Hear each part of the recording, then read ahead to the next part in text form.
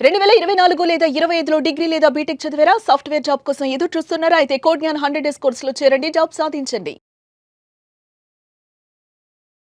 శశికాంత్ గారు అంటే ప్రస్తుతం అయితే కొంతమంది జీవితాల్లో ఆడపిల్లల జీవితాలు ఎంత దారుణంగా ఉంది అనంటే, ఆ పసుపు తాడు మా మెడకు ఉరితాడండి, అది తాళి కాదు అన్న రేంజ్‌లోకి ఆలోచన మొదలయ్యేలాగా వెళ్ళిపోతున్నారు. అంటే కొన్ని జీవితాలు. వీళ్ళకి ఉండేటువంటి పరిస్థితుల వల్ల కొంతమంది ఆడపిల్లలు జాబ్ చేసుకుంటూ ఉంటారు పొద్దున్నుంచి సాయంత్రం వరకు. ఇంటికొచ్చిన తర్వాత హస్బెండ్స్ దగ్గర నుంచి వచ్చేటువంటి ఫిజికల్ హెరాస్మెంట్ ఎంత దారుణంగా ఉంటుందనంటే, అంటే మెంటల్‌గాను కొంతమంది హెరాస్ చేస్తూ ఉంటారు. కొంతమంది ఫిజికల్‌గాను హెరాస్ చేసి సార్ రక్కటం, గోళ్ళతో గిల్లటం, విపరీతంగా వాళ్ళకి నచ్చినట్టు చేయటం అనేది కొంతమంది హస్బెండ్స్ చేసేటువంటి, తట్టుకోలేక ఎవరితోనూ చెప్పుకోలేక ఏడ్చేటువంటి ఆడపిల్లలు చాలామందున్నారు.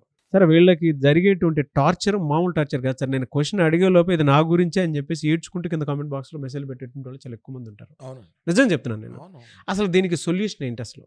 మీరు కామెంట్స్ అంటే నాకు గుర్తొచ్చింది. మొన్న మనము ఇదే సబ్జెక్ట్ మీద వీడియో తీస్తే కింద చాలా కామెంట్స్ వచ్చాయి. ఏడుస్తూ పెట్టారు. హ్మ్.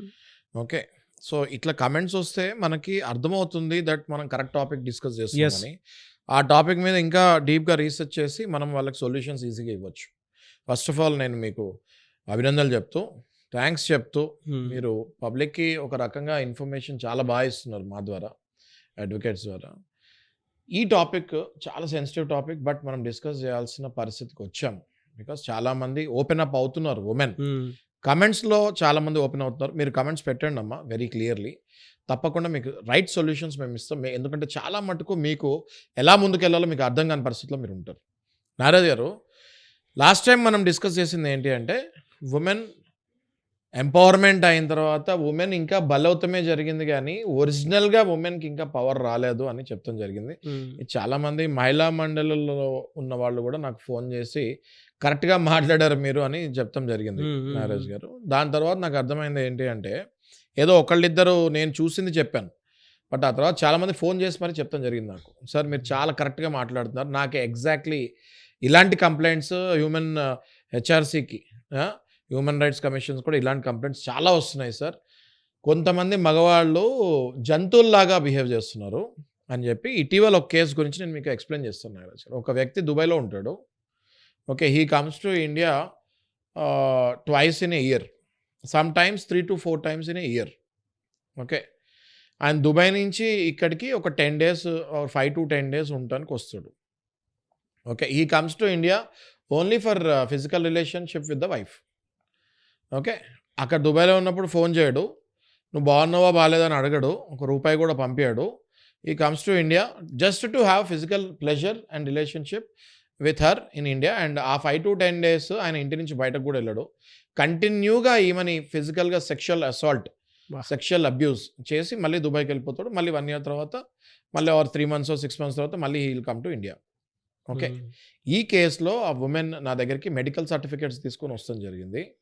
ఆయన చేసిన సెక్షువల్ అసాల్ట్కి ఆమెకి ఎన్నో స్కాన్ కాపీస్ ఇవి తీసుకొచ్చి మెంటల్ డిప్రెషన్లో కూడా వెళ్ళి, బ్రెయిన్ టు ఐ కనెక్ట్ ఒక నర్వ్ ఉంటుంది నాగరాజ్ గారు, ఆ నర్వ్ పాడైపోయి ఆమె లెఫ్ట్ ఐలో ఆల్మోస్ట్ విజన్ హాఫ్ బ్లైండ్ అయిపోయింది ఆమె.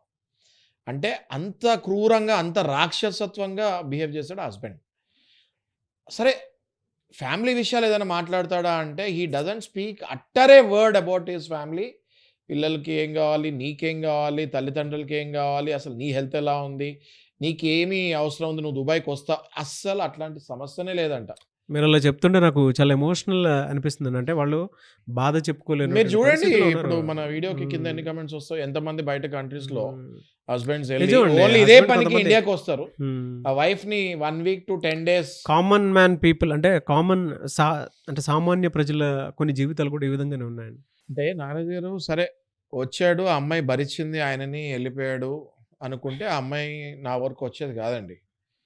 ఆ అమ్మాయి వచ్చి నాకు చెప్పింది ఏంటి అంటే, నన్ను ప్రేమగా చూసుకోడు, నన్ను ఓన్లీ ఫిజికల్గా వాడతాడు, ఆ 1 yearలో ఆ 3 monthsలో 3 times వచ్చినప్పుడు ఓన్లీ ఇంట్లో ఉంటాడు, ఇదే పని చేస్తాడు, నానా చిత్రహింస చేస్తాడు. నేను కొన్ని ఆన్ రికార్డ్ చెప్పలేనండి అవి. ఓకే. చాలా, చాలా, చాలా, చాలా క్రూరంగా బిహేవ్ అమ్మ ఈ చేస్తాడు. వీడియో చూస్తున్న మహిళలకు అర్థమైపోతుంది సార్. ఆన్ రికార్డ్ నేను వాళ్ళ చెప్పలేను. వాళ్ళ గురించి అనేది క్లారిటీ ఉంది. అవి కొన్ని చెప్పుకోలేని యూట్యూబ్ గైడ్‌లైన్స్ కూడా మనం ఫాలో అవ్వాలి కాబట్టి ఆన్ రికార్డ్ నేను చెప్పలేను. చాలా క్రూరంగా సెక్షువల్ అబ్యూస్ చేస్తాడు, వెళ్ళిపోతాడు. అంతే కాకుండా ఒకటే ఒక పని చేస్తాడు. అది కాకుండా ఏంటి అంటే దుబాయ్‌లో ఉన్నప్పుడు ఫోన్‌లు చేసి "నువ్వు ఫోన్ ఎందుకు ఎత్తలేదు? నువ్వు ఎవరితో నీకు సంబంధం ఉంది? నువ్వు ఎక్కడ తిరుగుతున్నావు?" అపార్ట్ ఫ్రమ్ దిస్ క్రూరత్వం అలిగేషన్స్ ఏంటి అంటే అక్కడి నుంచి ఫోన్ చేసి ఈ అలిగేషన్స్ కూడా వైఫ్ మీద వేస్తాం జరుగుతుంది. ఓకే. ఆయన అక్కడ ఏం చేస్తున్నాడో ఏంటో అన్నది ఈమెకు అసలు 1% ఐడియా కూడా ఉండదు.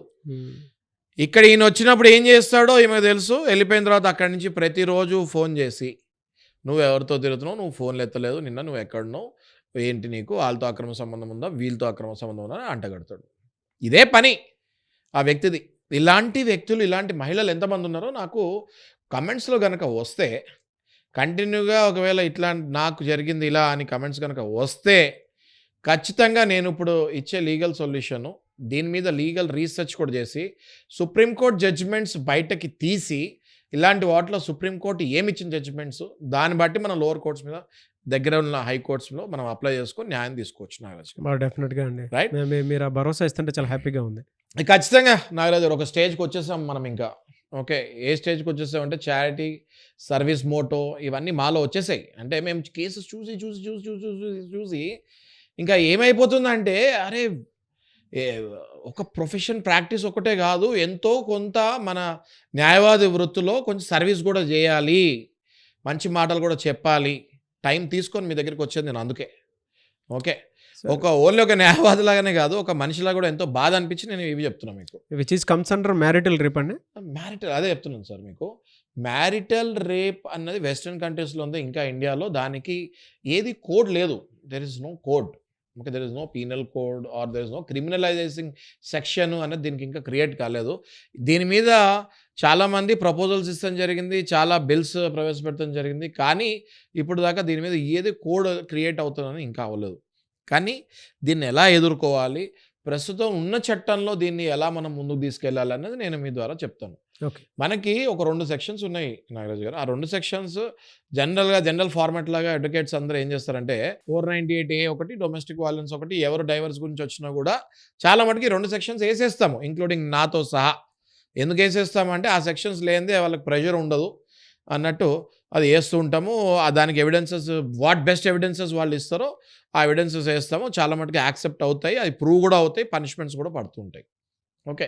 కానీ 498A దాని మీనింగ్ ఏంటి కంప్లీట్లీ, డొమెస్టిక్ వైలెన్స్ యాక్ట్ అంటే దాని మీనింగ్ ఏంటి కంప్లీట్లీ అన్నది మనం డెప్త్కి వెళ్తే, ఈ మ్యారిటల్ రేప్ ఏదైతే ఉందో ఈ మ్యారిటల్ రేప్ని 2 సెక్షన్స్ కింద మనం క్లియర్గా మెన్షన్ చేస్తూ మ్యారిటల్ రేప్ని క్రూయాలిటీ కిందకి కన్వర్ట్ చేసి మనము 498A డొమెస్టిక్ వైలెన్స్ కేసు ఇలాంటి మ్యారిటల్ రేప్ మీద ఇండియాలో యాజ్ ఆఫ్ నో ఈ 2 sections will help any women to come out of this physical abuse, physical sexual assault.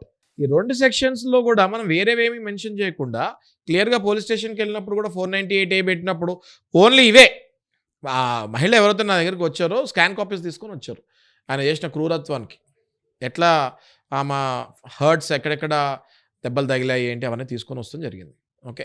అట్లనే 498A వేసినప్పుడు 498 ఏంటి, క్రూయాలిటీ. హస్బెండ్ కొట్టాడు. జనరల్ సహజంగా పోలీస్ స్టేషన్లో పెళ్ళైన తర్వాత ఏమి ఇస్తారంటే క్రూయాలిటీ కిందకి 498లో కొట్టాడు, నాకు దెబ్బలు తగిలాయి అని చూపిస్తారు, దెబ్బల వరకు చూపిస్తారు, దాని క్రూయాలిటీ కిందకి తీసుకుంటారు. 498A ఎఫ్ఐఆర్ ఫైల్ అవుతుంది, ట్రయల్ బిగిన్ అవుతుంది. ఒకవేళ అవుతుంది పనిష్మెంట్ కూడా దానికి ఇంప్రిజన్మెంట్ ఉంది, జైలు ఉంది. కానీ ఎవరు కూడా సెక్షువల్ అబ్యూస్కి 498A పెడతాం అన్నది చాలా రేర్. ఎవరు పెట్టలేదని నేను అన్నాను, చాలా రేర్. ఎందుకంటే మహిళలు అంత ఈజీగా ముందుకు రారు. ఈ వీడియో ద్వారా నేనేం చెప్తాను అంటే మీరు ముందుకు రండి. ఆయన మిమ్మల్ని ఏం కొట్టాడు తిట్టాడు, కానీ సెక్షువల్ అబ్యూస్ విపరీతంగా చేసినప్పుడు అది కూడా క్రూయాలిటీ కొట్టినట్టే, అది కూడా మిమ్మల్ని కొట్టినట్టే. ఆ సెక్షన్ కింద మీరు పోలీస్ స్టేషన్కి వెళ్ళండి అని నేను చెప్తున్నాను. మా దగ్గరికి ఎందుకు రావాలి అంటే డొమెస్టిక్ వైలెన్స్ యాక్ట్ కింద పలు సెక్షన్స్ ఉన్నాయి. ఓకే. డొమెస్టిక్ వైలెన్స్ అనగానే బాధేస్తాం కాదండి, ఏది గిన్నెలతో కొట్టేస్తాం, చేతితో కొట్టేస్తాం, అదొకటే కాదు. Sexual abuse, emotional abuse, everything will come under domestic violence. మనం ప్రస్తుతానికి ఈ పాయింట్ మాట్లాడగానే డైవర్ట్ చేయకుండా నేను ఈ పాయింట్ గురించి ఏం చెప్తున్నా అంటే సెక్షువల్ అసాల్ట్ అయినప్పుడు దయచేసి డొమెస్టిక్ వైలెన్స్లో మీరు ఆ పదం పెట్టండి. మీరు మీ అడ్వకేట్కి క్లియర్గా చెప్పండి. ఆ సర్టిఫికేట్స్ ఇవ్వండి, దాన్ని ఎవిడెన్స్ లాగా తీసుకుంటారు. Domestic violence act is a most powerful act which is created for the women in the year 2005 to protect them, only to protect them. So ఈ సెక్షను ఆ సెక్షను రెండు వేస్తే మ్యారిటల్ రేప్ ఇంకా మనకి సెక్షన్ రాలే కాబట్టి ఈ రెండింటిని పవర్ఫుల్గా తీసుకెళ్తే ఖచ్చితంగా మీకు ఫస్ట్ ప్రొటెక్షన్ దొరుకుతుంది. నెక్స్ట్ టైం ఆయన మీతో అలా బిహేవ్ చేయడు.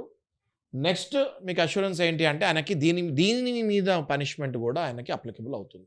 చాలా బాగా అంటే ధైర్యం ఇచ్చేటువంటి మంచి విషయాలు అండ్ మంచి అంటే వాళ్ళకు ఉండేటువంటి రైట్స్ ఏ విధంగా అయితే ఉంటాయో వాటికి సంబంధించినటువంటి అవగాహన మాటలు చెప్పారండి. థ్యాంక్ యూ అండి. Thank you so much Shashikant garu. Thank you. డెఫినెట్గా ఇటువంటి కాంటెంట్ని చాలామంది మహిళలు ఓన్ చేసుకుంటారు అండ్ తెలుసుకుంటారు, అవేర్నెస్ క్రియేట్ చేసుకుంటారు. వాళ్ళకు ఉండేటువంటి హక్కులు ఏవైతే ఉంటాయో బ్రతకడానికి కావాల్సినటువంటి హక్కులు వాళ్ళు వేరే వాళ్ళ కింద ఎప్పటికీ కూడా అంటే జనరల్గా చూస్తూ ఉంటాము, ఎవరి కాళ్ళ కింద ఎవరు బతకాల్సినటువంటి అవసరం లేదండి. వాళ్ళ హక్కులు వాళ్ళు మనం గుర్తు చేస్తే సరిపోతుంది. ఆ విషయంలో మీరు ఇంకా సుప్రీంకోర్టు ఎలాంటి జడ్జిమెంట్స్ ఇచ్చిందని చెప్పి ఖచ్చితంగా నేను సిరీస్ ఆఫ్ వీడియోస్ చేస్తానని చెప్పారు. వాళ్ళకి మాట ఇచ్చారు. Thank you so much for that. డెఫినెట్గా చేద్దామండి. కింద కామెంట్ బాక్స్లో కూడా వాళ్ళు మనల్ని ఎంకరేజ్మెంట్ ఇస్తూనే ఉంటారు. థ్యాంక్ యూ అండి. Thank you so much. Thank you Nagaraj.